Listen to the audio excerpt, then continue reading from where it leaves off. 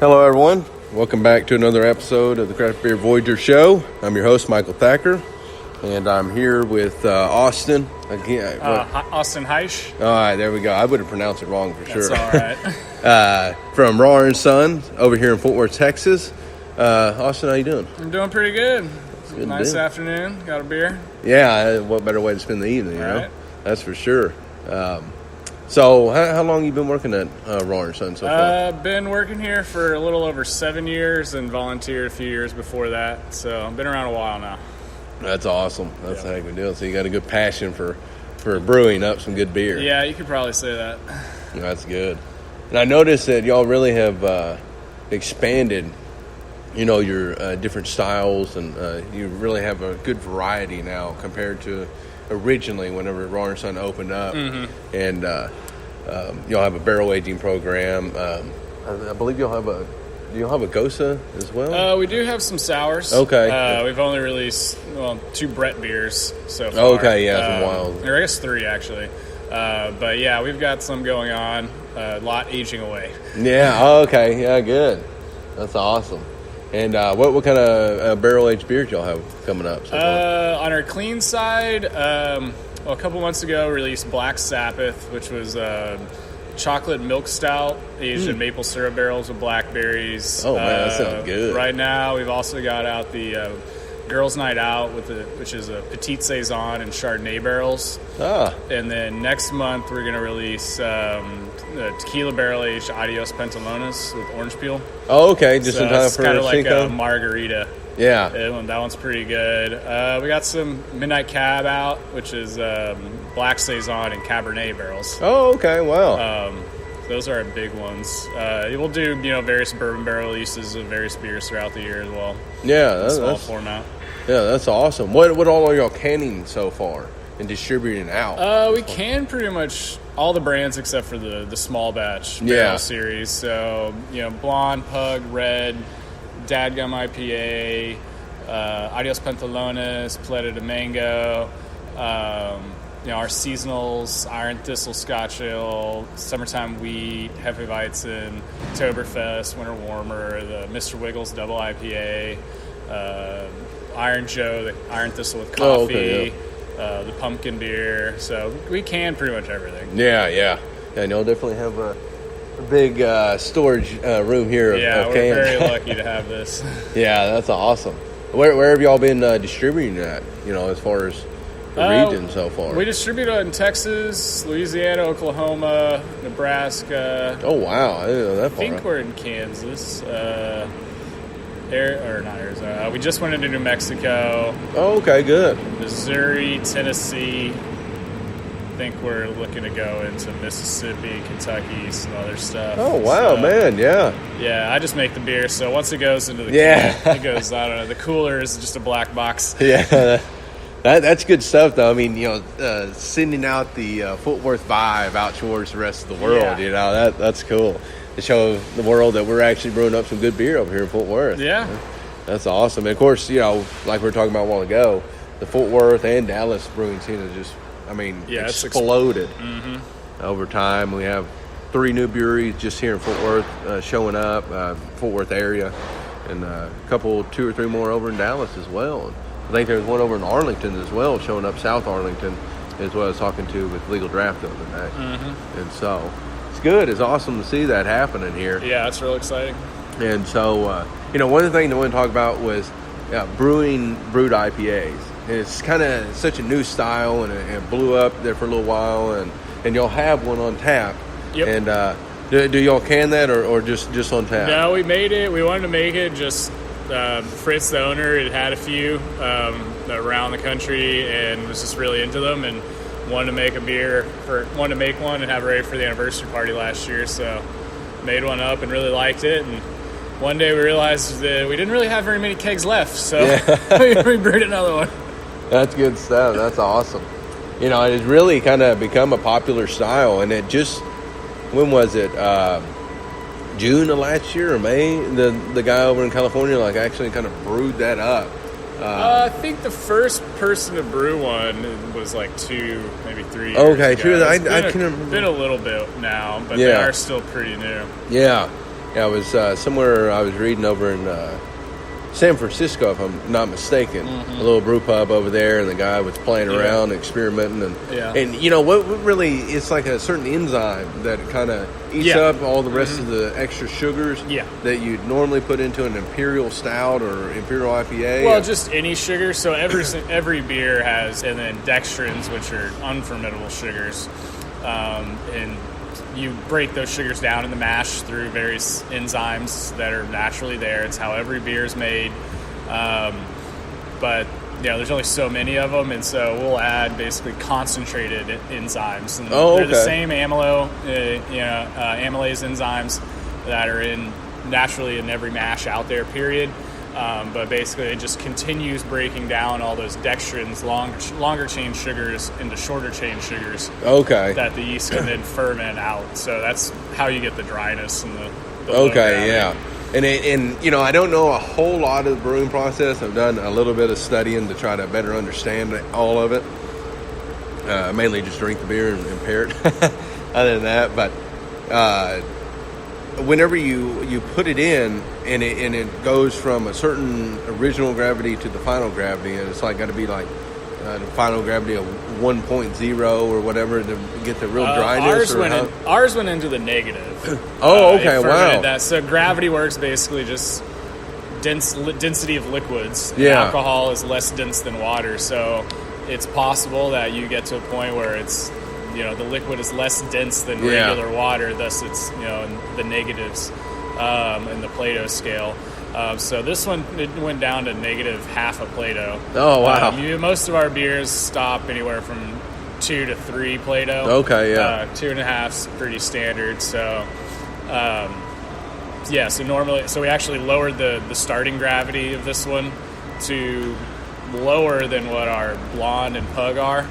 Oh, okay. And it's actually a higher alcohol because it fermented down all those extra sugars. Huh. So we did that, in anticipation of that action. Yeah. But that's just kind of crazy. Because when we're brewing it, it's a lower gravity and less sugar, technically, than the others, but it ends up being a higher alcohol because of how much it ferments down. That's pretty interesting. I mean, is there like a particular time that you actually throw the enzymes in? You can do it in a lot of different places. Some people do it in the mash tun. We've done it into the fermenter. We just pour a little bit into the fermenter, kind of halfway through fermentation, and it just keeps on chugging. Yeah. So we've only brewed the 2 so far, so not a whole lot of opportunity for experimentation. But so far, adding it in the mash fermenter has given us really great results. No microbial issues. We test everything, so it's pretty easy to just pour it in once it reaches a certain point. It's actually really good, and it is really dry. I mean, I've had some different brewed IPAs, and this one is definitely leaning on the extra dry, extra brute. Yeah, almost to say, and it's really good though. It's real tasty. Well, I mean, thank you. This would be a good beer even for whenever it gets hot because it's so dry and crisp. You're just like, keep drinking them, and and it tastes really good, real light for the most part. And does temperature kind of cause variations in there? Do you have to have a certain temperature whenever the enzymes go in, or normal fermentation temps? Yeah. So we ferment most of our hoppy beers in upper 60s. Oh, okay. So we just set it to the same temperature that we would ferment pretty much anything else like that at. So that was pretty standard. Yeah, but what about the mash tun? Is there any variations? Or any difference? I think we did a lower and really long extended mash rest. Oh, okay. To just make sure that kind of stack the deck in our favor to make all of the sugars as fermentable as possible. Yeah, because I was reading about that a little bit as well, about with the brewed IPAs, and there's several different ways you can do it, and putting in the enzymes at a certain time, and one of the recommendations was like putting it in the mash tun. It's got to be at this certain temperature in between these temperatures, and if you're doing that, you can denature the enzyme. That's what you do in every mash. You rest, you create the enzymes, and then you bring the mash up to a certain temperature, and that breaks them down and stops that activity. Oh, okay. So that's part of every brew ever by anyone. So we just, that would be so it's possible if you add them in too late, kind of they won't survive there. So the idea of probably the mash tun is probably break down all the sugars in the mash tun itself. Oh, okay, yeah. Whereas we're kind of creating a regular beer base, so to speak, in the mash tun and the boil kettle and on the brew house, and then just adding in the extra oomph. At the end there, of it, just keep on chugging kind of thing. And that's worked out pretty well for us so far. Okay, that's good. That's a heck of a deal. I like that. You have anything? Well, you already kind of listed some of the new things you have coming out. You have any events coming up so far that y'all are going to kind of be celebrating? Well, we got the big 420 tour tomorrow. Oh, okay. That's always a fun time. Yeah, for Cinco de Mayo tour on May 4th will be a big one. I mean, we do tours every Wednesday and Saturday, so if there's a holiday, we blow that, whatever the closest Wednesday or Saturday is, we blow that up. My question is, like, whenever it comes to Cinco de Mayo and May the 4th, do y'all flip a coin on figuring out if you're going to do May the 4th be with you or Cinco de Mayo? I guess it just depends. Well, last year with Cinco de Mayo being on Saturday, pretty clear cut. You do it that Cinco de Mayo, so yeah, I think we'll probably do a big Cinco's. Plus now with our beers, Adios Pantalones and Paleta de Mango. Oh, okay, those correlates pretty well. That up too. Yeah, so those have been doing really well for us. I guess for the Star Wars fans, they just show up in their suits with a sombrero on. That way they they blend in. We've done that in the past. I think we usually do a big tour for when the movies come out in the fall. Oh, okay, and those blow up really big. We've had a few thousand people here for those. Oh, wow, man, yeah. Yeah, those are madhouses. Yeah, for sure. Are you going to be? Are you guys going to attend any outside events? I saw something. I keep getting sponsored posts about some Fort Worth beer event that's going to happen. It's going to be. They don't even list the breweries, and it's like 12 different or 30 different beers or something. It's a smaller deal. I don't even know where it's at, but it's somewhere in Fort Worth. I keep getting it. I wasn't sure if you knew anything about it. That's coming up sometime May 11th or something like that. I think best little brew fest in Texas is in Louisville. I think that's coming up probably sometime in the next couple of months. It's it's a fun event. It's a little brew festival in Louisville.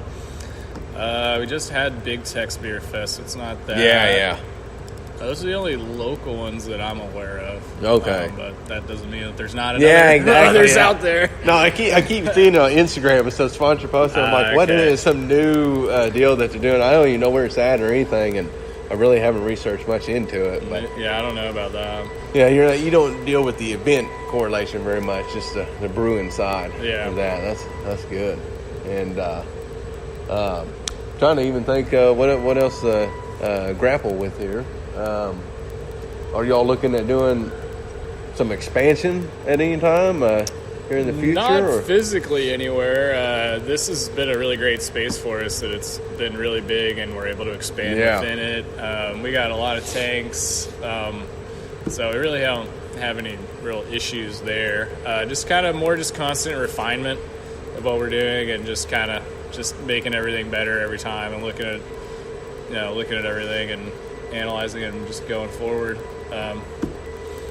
Brewing, being a production brewery, kind of brewing a lot of the same brands over and over again makes that really nice. That it's not just one. You don't brew the same thing. Oh, okay, and then 4 months. What did we do before? Did we like that? Did we not? Yeah. It's very all right. We're gonna do this, and we're gonna do this, and okay, we'll change this one little thing on this one, and okay, that was really good. We'll do that from now on. And keep it fairly simple and organized on your end. So I wouldn't call it simple, but no, for sure. But in some aspects, it's very convenient, I guess I would say that we have the easy opportunity to be constantly looking at kind of lots of different batches of the same beer to dial in your process just over and over again over time to really knock it out of the park. That's good stuff. That's awesome. Yeah, y'all definitely, and y'all were the first brewery in Fort Worth as far as that goes, correct? I mean, other than Miller or something. We came and we're the oldest that's still here. There were others in Fort Worth before we were around, but I mean that was decades and decades ago. So back in the old times when no one can remember, anyways. We're the oldest that's around right now. Yeah. Okay. Yeah, 2004. Correct? 2004. So we'll have our 15th anniversary party November 15th of this year. So we're going to blow that one up. I know we've got a couple beers already planned out, and then as we get closer, I'm sure we'll really just pull out all the stops. Yeah, that's awesome. That's a heck of a deal. Y'all have food trucks and stuff come here often? Or? Yeah, all the tours. When we do tours the Wednesdays and Saturdays, there's at least one, if not two food vendors at every tour, live music. So they're always a good time, yeah. Yeah, that's good stuff. Well, I really appreciate your time, man. That's for sure. And like I said, I enjoyed the beer. Well, glad you enjoyed it. Yeah, and so yeah, everybody, if you get a chance, come over and check it out. Brawner & Sons over here in Fort Worth, Texas. And if you get a chance, try some of Austin's beers here. He brewed up himself. So other than that, thank you for listening. Take care and cheers.